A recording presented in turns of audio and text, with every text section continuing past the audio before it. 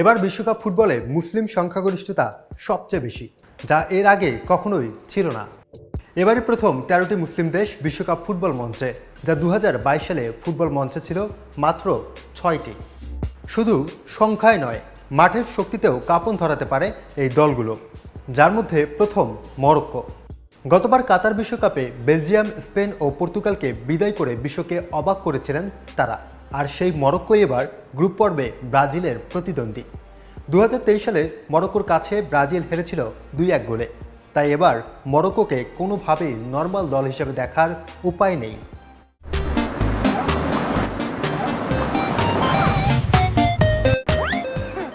অন্যদিকে আফ্রিকান ফুটবলের রাজা সেনেগাল, অসাধারণ গতি, অদম্য শারীরিক শক্তি আর চোখ ধাঁধানো স্কিল।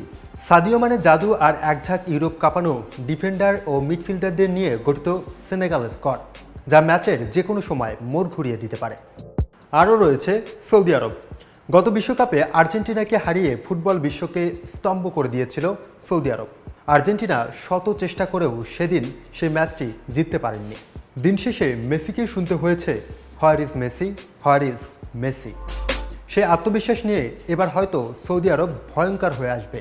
তবে 24 বছর পর বিশ্বকাপ মঞ্চে আবারও ফিরছে তুরস্ক। এই মুসলিম দেশটি 2002 সালে বিশ্বকাপ শেষ খেলেছিল। সেখানে তারা তৃতীয় স্থান দখল করেছিল। আর এবার অদম্য শক্তি নিয়ে ফিরে এসেছে তুরস্ক।